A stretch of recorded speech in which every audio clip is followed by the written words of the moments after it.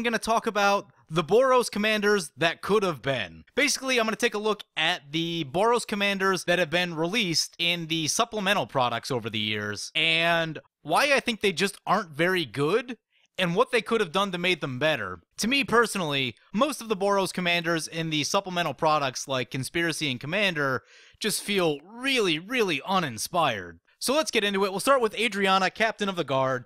Adriana is a 5-mana 4/4 with melee. For each opponent you attack, all of your attacking creatures get +1/+1. So, Adriana is probably really cool in the actual Conspiracy format, where I think it's up to 8 players. Potentially your creatures can be getting +7/+7, which seems pretty cool. But in Commander, +3/+3 is like, it's fine. But the thing that I don't like about it is that you have to attack all of your opponents, which means you're probably making everyone at the table hate you. Similar to how the Myriad mechanic works, where it's hard to make friends at the table when you're attacking everyone, and Boros especially cannot really afford to make enemies with everyone at the table. The other thing I don't like about this card is that as you start killing your opponents, it's going to get weaker and weaker as the game kind of goes on. If you're down to one final opponent, your creatures are only going to get +1/+1, and +1/+1's okay, but it's not amazing. To me, this just feels like another uninspired Boros Commander, where they're just like, Boros must attack things! One of my problems is that, in a standard 4-player game of Commander, I think that Jorkadeen is going to be a better Boros Commander if you're just looking to make a bunch of tokens and slap a bunch of power on them. Jorkadeen obviously requires Metalcraft, but once you have Metalcraft, you get +3/+0 on all of your creatures all the time. To me, I find that better than what Adriana does. I will say that Adriana has really cool art. I just wish her abilities were a little bit more exciting. I think one thing too, it just feels weird for Boros Commanders when they don't have haste. I mean, the idea with Boros is that you want to be swinging in often. It feels like the commanders that they print for Boros, if all they want to do is explore attacking mechanics, I feel like they should all have haste. But I don't know that that necessarily really turns me on to this card. I don't know, this card needs something where you can attack and get some power on your creatures without having to attack everyone and make everyone at the table hate you. So again, Adriana's fine if you want to run some sort of token build, but it just feels uninspired to me. Next up, we have Basandra Battle Seraph. This is another card that just isn't quite there and just feels like they didn't give any shits when they made the Boros Commanders for this set. It's a 5-mana 4/4 with flying. Players can't cast spells during combat, and you may pay a red. Target creature attacks this turn if able. The provoking creature to attack ability is kinda cool. Don't know exactly what you do with it. But the thing that I don't like is, players can't play spells during combat, which means that if they're sitting on instants, they just play them during your main phase. There's so few cards that ability actually hits. Something like Comeuppance, which I use a lot, Dawn Charm, that sort of stuff. It prevents an opponent from being able to cast Psychonic Rift during combat, but if they're nervous that you're gonna attack them with a big board state, they just cast it during your main phase, and Basandra does literally nothing. I think Basandra would be much more played and a much cooler commander if her ability was basically the Grand Abolisher ability, where opponents can't play spells or activate abilities during your turn at all. And I mean, yes, that's more powerful, but I don't think it's so powerful that it would make it broken. When someone has a Grand Abolisher out, it's annoying, but it doesn't feel like the end of the world. And I think Basandra would have been really cool if they just gave her the Grand Abolisher ability so that it would prevent opponents from being able to counter you or mess with your combat. You could basically guarantee yourself a safe attack into someone because they can't really do anything. The worst part about Basandra is that they have this beautiful art from Therese Nielsen, and the card itself is just so meh. Wizards, if Therese Nielsen is going to paint us awesome angels, can you please put awesome abilities on said awesome-looking angels? Please and thank you. Next up is Kalemne. Ugh, fucking Kalemne. When I look at Kalemne, I get so goddamn frustrated, and Kalemne's really the commander that set me down the path of actually making this video. Kalemne is a 4-mana 3/3 with double strike and vigilance. Whenever you cast a creature spell with converted mana cost 5 or greater, you get an experience counter. Kalemne, Disciple of Iroas, gets +1/+1 for each experience counter you have. Here's what I hate about this card. 1, it's not green. If you're trying to play big fat creatures, green is the color you want to be in. Red-white does not efficiently play a deck full of creatures that cost 5 or more. It can, and you really have to tweak it, but it'll never do it as effectively as a green deck will. So that's the first problem I have with this card. The second problem I have with this card is that you're playing big creatures. Kalemne is basically saying, play big creatures, but I don't do anything to help those big creatures. All I do is get a little bit bigger. There's one of two ways that they could have went with Kalemne to make it not a flaming pile of shit. And the first is that it would need to give some buff to the team instead of just buffing itself. It cares about playing other creatures. Its other ability should care about those other creatures, not about itself, or it should do both. So yeah, if Kalemne's second ability actually cared about the creatures you were playing, it would make it much, much better. Now, I still don't know exactly what you do with that ability, because if you're playing in a game, you're probably not going to have more than like 4-5 converted mana cost creatures on the battlefield. It's rare for that to happen, but giving +1/+1 to the rest of the team on big creatures just doesn't feel that impressive. One of the things I thought about would be kind of cool, since Kalemne's a giant and sort of indirectly cares about giants. It would have been cool if something like, for each experience counter Kalemne gets, it earthquakes the board for that amount. It feels like it'd be a cool giant sort of thing where the giants are coming in and pounding the ground and do 1 damage to each creature or each creature and player. When you get 2 counters, do 2 damage, do 3 damage, etc. I think that would have been a slightly more inspired version of Kalemne. So I spent a few extra days thinking about this one. And what I arrived at is Kalemne's second ability should read, at the beginning of combat, and you could choose to go either on your turn or each combat, which would be kind of interesting. Target creature gets +1/+1 for each experience counter that you have, haste, and double strike. And giving haste and double strike are both a red and white ability, so it would be very much on theme, and it would synergize so much better than it does currently. But the version of Kalemne that I personally wanted, it would have been similar to how it is now, except it would say, whenever you cast an equipment spell, you get an experience counter, and equip costs on cards you control are reduced by the number of experience counters you have.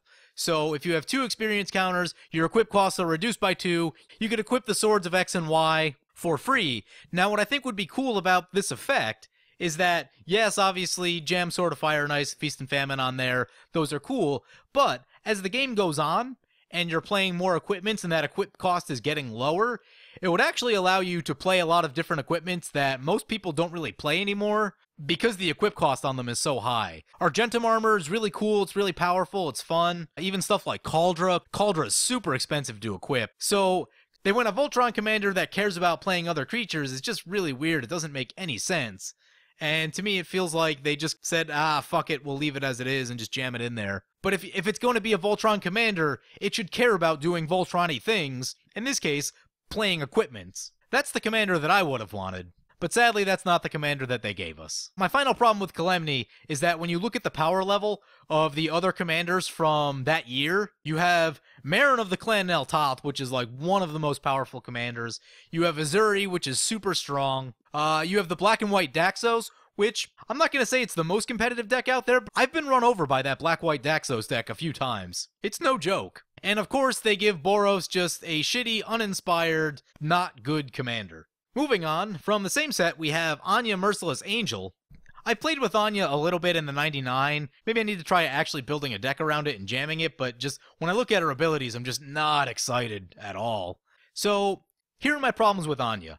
1, when you cast Anya on turn 5, none of your opponents are below 20 life. It does take a little bit of time to get opponents below that life total. It depends on how competitive your format is and how aggressive people are playing, but turn 5, and especially if you're mana ramping, let's say like turn 4 and 5, most players are still well above 20 life, so you're not going to get any benefit out of Anya, and it's basically just an overcosted 4/4 flying. Later on, as opponents start to take damage, she will get +3/+3 for each opponent less than their starting life total, and if any are less than their starting life total, she's indestructible. The indestructible is cool. Again, the thing I don't like is that as you start killing opponents, she's actually going to get weaker. Potentially you get into a situation where you've killed 2 opponents, and the last opponent is at like 30 life still, which means you're not getting any of her benefits.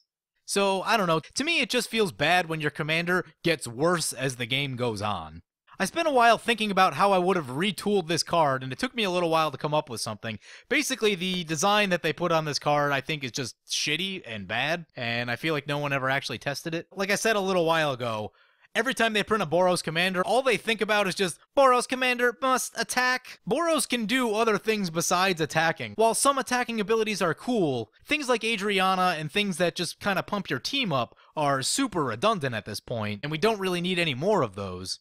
So this is what I think they should have done with Anya's ability. Basically make her a Reanimator Angel. They should have given her the ability, when Anya attacks, return target creature with converted mana cost 3 or less from your graveyard to the battlefield, tapped and attacking. Or, variation of that ability, when Anya attacks, return target human from your graveyard to the battlefield, tapped and attacking. That would have solved a bunch of problems that Boros has in the Commander meta, which is card advantage and recursion. Flavor-wise, I think it would have been really cool for an Angel. You're kind of getting a Reanimator type effect, but you'd only be able to use it either on like human creatures or small creatures, something that kind of fits the flavor thematically. But you put them onto the battlefield tapped and attacking, so it's an ability that requires you to attack and gives you more bodies to attack with, so it still feels very Boros.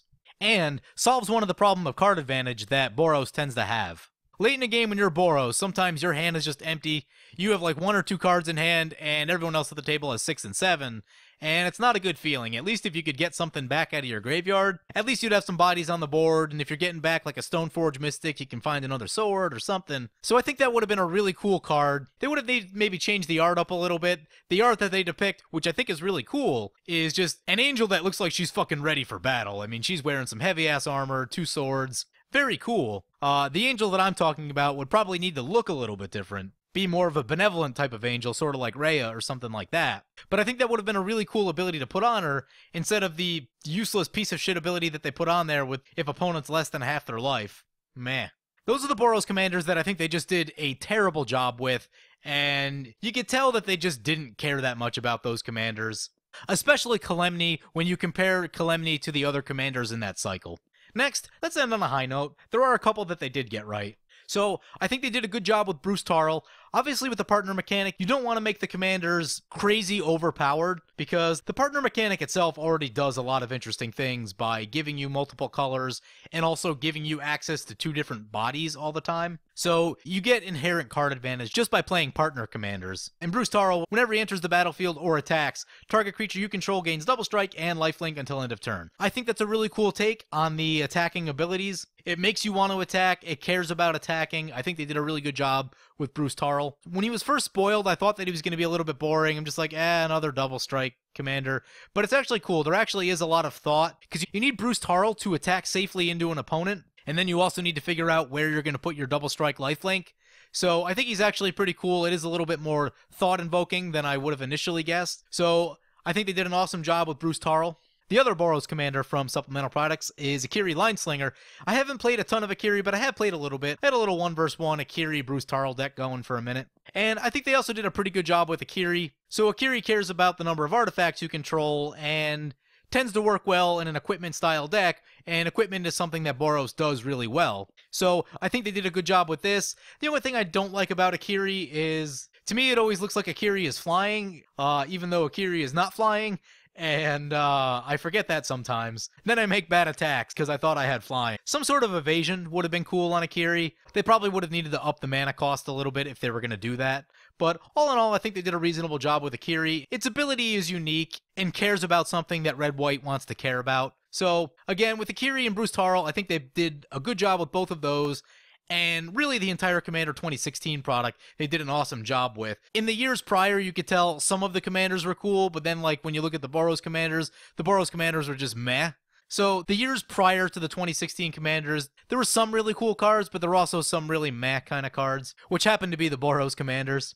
So, in the years coming, when they start developing more Boros commanders, they should take a look at things like Aurelia. She's a perfect model of what a Boros commander wants to be. She pumps herself, she pumps her team, gives you 2 combat steps, flying vigilance haste. She's awesome, I love her, you guys know I love her. But, we also can't forget Gisela Blade of Gold Knight. Gisela Blade of Gold Knight, also a really cool commander, and just a cool magic card. 5/5, flying first strike. If a source would deal damage to an opponent, or a permanent opponent controls, double that damage. If a source would deal damage to you or a permanent you control, half that damage. That's a really cool ability, so doubling damage is obviously something Red likes to do, and the preventing damage is something that White likes to do. So Gisela and Aurelia are both, they feel really inspired, they're unique abilities, they're fun, they're in the scheme of what Boros wants to do. I understand both of those commanders did not come in a supplemental product. They came in regular expansion sets. But when they start releasing more Boros commanders in the supplemental products, I'd like them to use Gisela and Aurelia as a model for just having unique abilities and having interesting abilities that are also decently powerful. The 4 commanders I looked at earlier, it just feels like they just don't do that much. So like I said, Gisela and Aurelia, model angels of what a Boros Commander can be, and I can only hope that Wizards gives us some more cool Boros Commanders down the road. Anyway, let me know what you guys think of the commanders we talked about. Do you guys feel as disappointed in those Boros Commanders as I do? Leave a comment, let me know. And as always, if you like this video, feel free to comment, like, or subscribe. Thank you for watching.